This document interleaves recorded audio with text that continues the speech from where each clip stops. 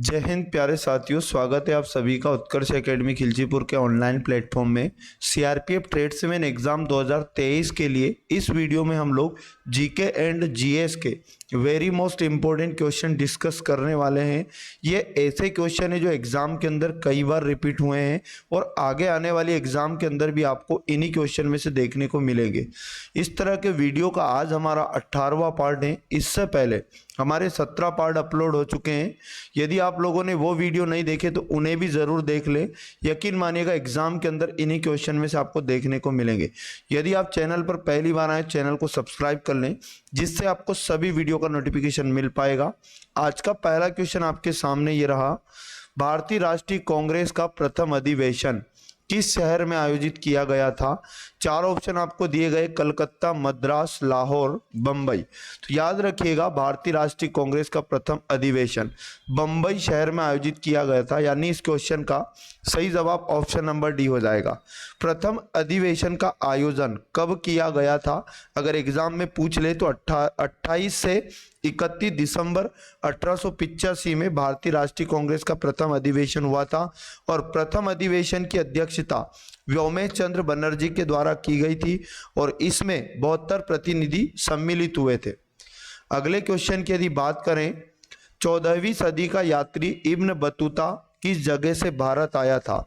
तो याद रखिएगा इसका राइट आंसर हो जाएगा मोरक्को, यानी 14वीं सदी का यात्री इब्न बतूता मोरक्को से भारत आया था और यह मोहम्मद बिन तुगलक के शासन काल के दौरान भारत में आया था। आगे यदि बात करें, शहरी क्षेत्रों में आमतौर पर किस प्रकार की बेरोजगारी दिखाई देती है? शिक्षित बेरोजगारी, मौसमी बेरोजगारी, प्रच्छन्न बेरोजगारी, इनमें से कोई नहीं।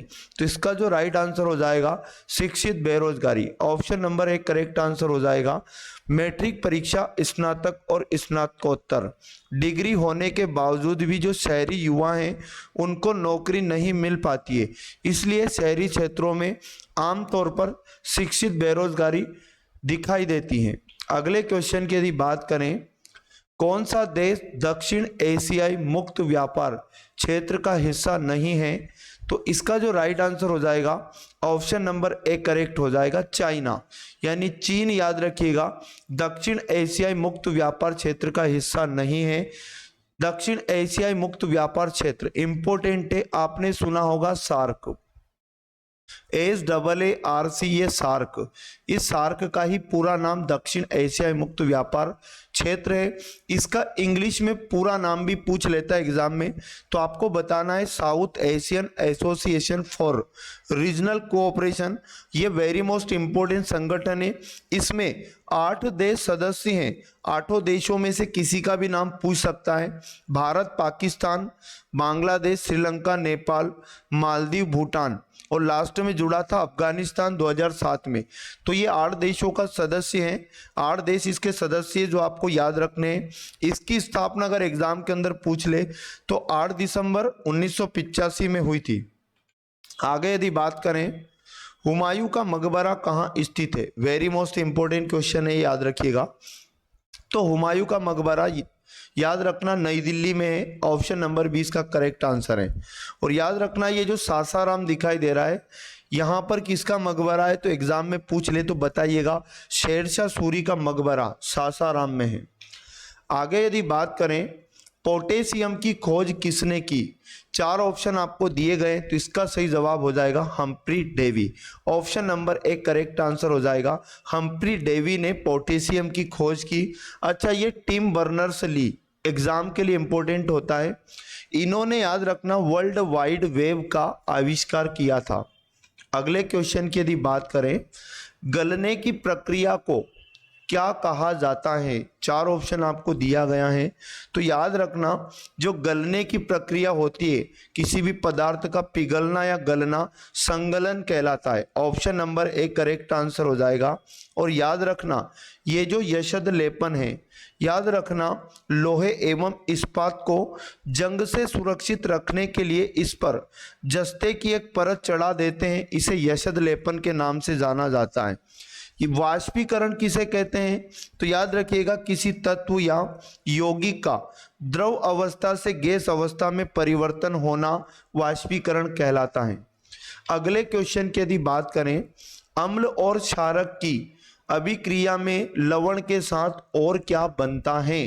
तो याद रखना अम्ल और क्षारक की अभिक्रिया में लवण के साथ पानी बनता है। ऑप्शन नंबर डी इसका करेक्ट आंसर हो जाएगा।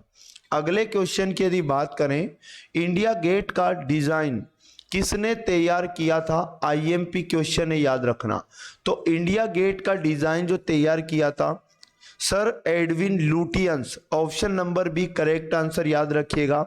इंडिया गेट कहाँ है अगर एग्जाम में पूछ ले, नई दिल्ली आपको बताना है। अच्छा, एग्जाम के अंदर ये पूछ सकता है गेटवे ऑफ इंडिया कहाँ है, तो फिर आप लोगों को मुंबई आंसर देना है।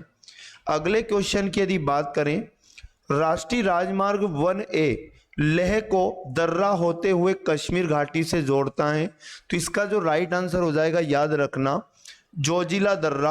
Option number B correct answer हो जाएगा। अब ये जो 3 दर्रे आपको दिखाई दे रहे हैं और भी ऑप्शन में, ये कहाँ पड़ता है? खैबर दर्रा याद रखिएगा पाकिस्तान में पड़ता है, नाथुला दर्रा सिक्किम में पड़ता है, और काराकोरम दर्रा याद रखिएगा जम्मू और कश्मीर में पड़ता है। अगले क्वेश्चन की यदि बात करें, the secret of the Nagas पुस्तक के लेखक कौन है? तो याद रखिएगा Amish Tripathi. Option number B इसका करेक्ट आंसर हो जाएगा। और याद रखना ये सलमान रुश्दी की भी एक बुक है जो फेमस है, एग्जाम में कई बार पूछी है। याद रखिएगा उसका नाम है शालीमार दी क्लाउन। आगे यदि बात करें नेक्स्ट क्वेश्चन की, भारतीय संविधान में एमएलए का पूरा रूप क्या है? तो भारतीय संविधान में एमएलए का पूरा नाम होता है member of legislative assembly. Option number A इसका करेक्ट आंसर हो जाएगा।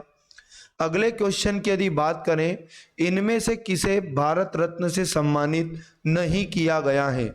4 ऑप्शन में से 3 लोगों को भारत रत्न मिल चुका है, तो इसका जो सही जवाब हो जाएगा मेजर ध्यानचंद।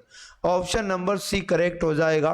ध्यानचंद को भारत रत्न नहीं मिला, इनको पद्म विभूषण दिया गया था 1956 में। ये हॉकी के एक महान खिलाड़ी है जिनको हॉकी के जादूगर भी कहते हैं। सचिन तेंदुलकर सबसे कम उम्र में भारत रत्न पाने वाले पहले व्यक्ति हैं। इनको 2014 में खेल के क्षेत्र में भारत रत्न दिया गया। लता मंगेशकर को 2001 में भारत रत्न मिला था, और सत्यजीत रे इनको 1992 में भारत रत्न दिया जा चुका है। अगले क्वेश्चन की यदि बात की जाए, सुभाष चंद्र बोस का जन्म किस वर्ष में हुआ था? 4 ऑप्शन आपको दिए गए, इसका जो राइट आंसर हो जाएगा ऑप्शन नंबर सी, यानी 1897 में सुभाष चंद्र बोस का जन्म हुआ था। और कहाँ हुआ था अगर एग्जाम में पूछ ले तो बताइएगा कटक ओडिशा में हुआ था। अगले क्वेश्चन की यदि बात करें, भारत का राष्ट्रीय फूल क्या है? तो याद रखिएगा भारत का राष्ट्रीय फूल कमल हो जाएगा। Option number C correct answer है। ये जो लिली आपको दिखाई दे रहा है पहले ऑप्शन में, ये बांग्लादेश का राष्ट्रीय फूल है। और गुलाब किस देश का राष्ट्रीय फूल है? तो गुलाब अमेरिका का राष्ट्रीय फूल है। और सूरजमुखी याद रखिएगा यूक्रेन का राष्ट्रीय फूल है। इतनी जानकारी इस क्वेश्चन से आपको याद रखना है। तो ये थे वेरी मोस्ट और इम्पोर्टेंट 15 क्वेश्चन। प्रतिदिन की क्लास से आप जरूर जुड़ें और प्रतिदिन के क्वेश्चन को आप जरूर देखा करें। एग्जाम के अंदर आपको बहुत ज़्यादा फायदा होगा। यदि वीडियो अच्छा लगा तो वीडियो को लाइक करें, शेयर करें, और मिलेंगे पुनः नेक्स्ट पार्ट में। हम लोग पढ़ते रहिएगा। जय हिंद, जय भारत, भारत माता की जय, वंदे मातरम।